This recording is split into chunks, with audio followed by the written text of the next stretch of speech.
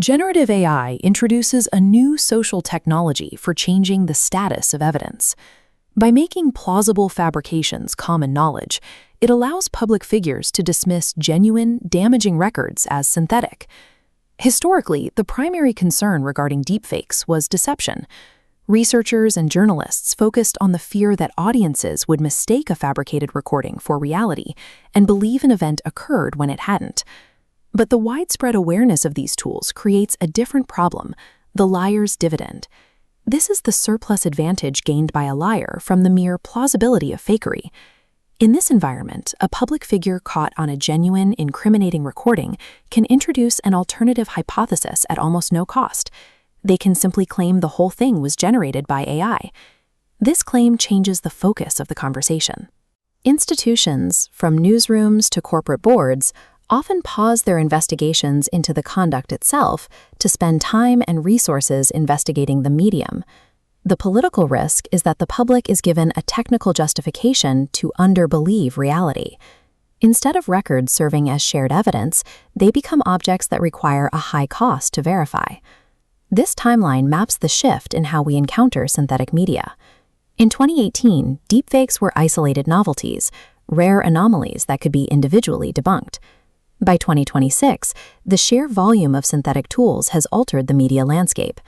This 2026 environment facilitates a strategy called shrouding, the use of abundant, authenticity-contested content to hide real events in plain sight. Shrouding does not require the replacement of the truth with a single, coherent counter-narrative. It only requires the authentic record to become one more uncertain object inside a swarm of conflicting versions and claims. Actual incidents of deepfake deception serve as the proof of concept for this environment. When an AI-generated robocall imitated President Joe Biden during the 2024 New Hampshire primary, it established a public precedent. Political records can be and are being forged. Shrouding ensures that the authentic record becomes one more disputed artifact. This transforms truth from a shared public starting point into a fragmented, uncertain landscape where evidence no longer leads directly to action. The success of a deepfake denial does not require the public to believe the accused is innocent. It only requires enough uncertainty to stall the machinery of accountability. Look at the prior probability move. Before deepfakes, an audience encountering evidence of conduct would conclude its probability was high, clearing the threshold for action. Now the accused introduces hypothesis F, the claim of synthetic fabrication. This drops the score below the threshold, prompting observers to weak for further proof. This drop triggers institutional caution. Because newsrooms, prosecutors, and boards fear the reputational damage of acting on a fake, they choose to delay their decisions until the evidence is forensically authenticated. This creates a choice between two errors. False positive accountability means punishing someone based on a fake. False negative accountability means failing to act on real evidence because it might be a fake. Because the cost of non-action is dispersed and less visible, decision-makers often choose the second error.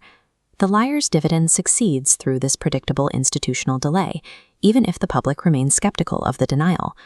By 2026, the circulation of a recording is no longer enough to ensure accountability, and authentic, incriminating video can be seen by millions, while legal and political consequences remain at zero. Consider the 2023 scandal involving scandalous audio clips of an Indian politician. The accused dismissed the recordings as AI-generated. Independent expert review produced a mixed picture, showing exactly how a mixed authenticity environment neutralizes the weight of evidence. To see how truth is neutralized, we can deconstruct the 4 layers of a shroud.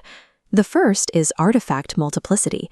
The original recording is immediately surrounded by parodies, dubbed clips, and slightly altered versions that populate social media feeds. Second is provenance collapse.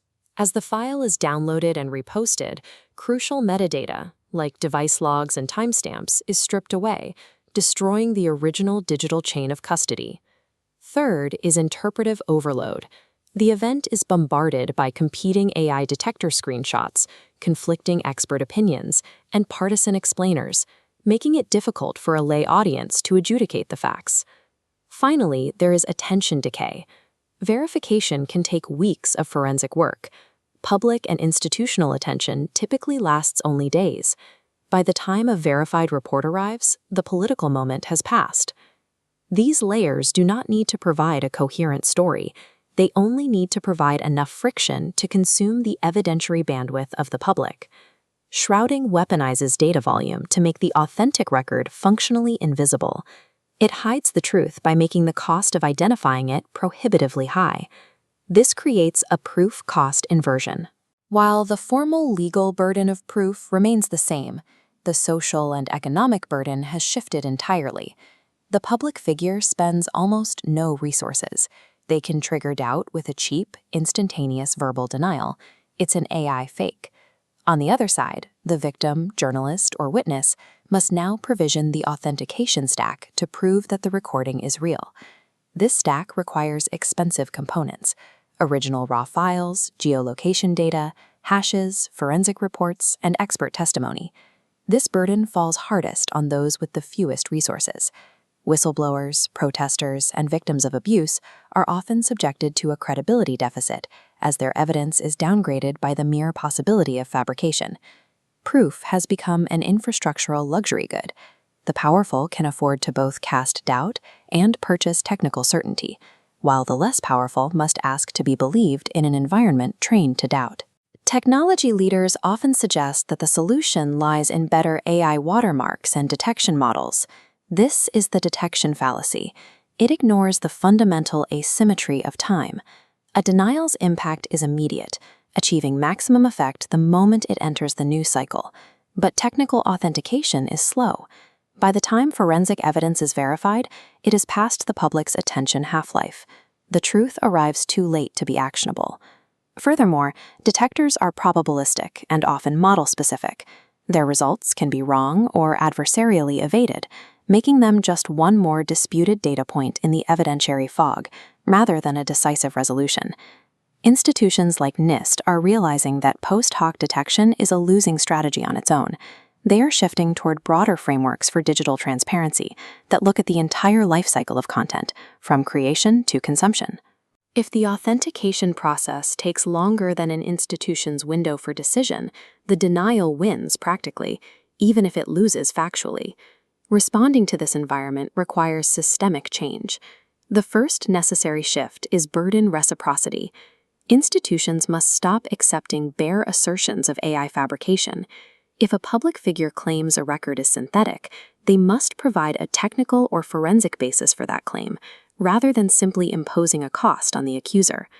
Legal panels and regulatory bodies are debating how to formalize these evidentiary rules, ensuring fabrication claims require actual evidence to be considered in court. The second shift is provenance pluralism.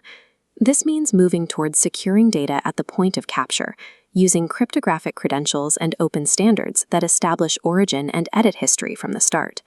Teaching people that anything can be fake often leads to paralysis. The goal should be a skepticism calibrated to evidence, context, and provenance. Protecting reality requires building an evidentiary infrastructure that makes truth cheaper to prove than lies are to insinuate.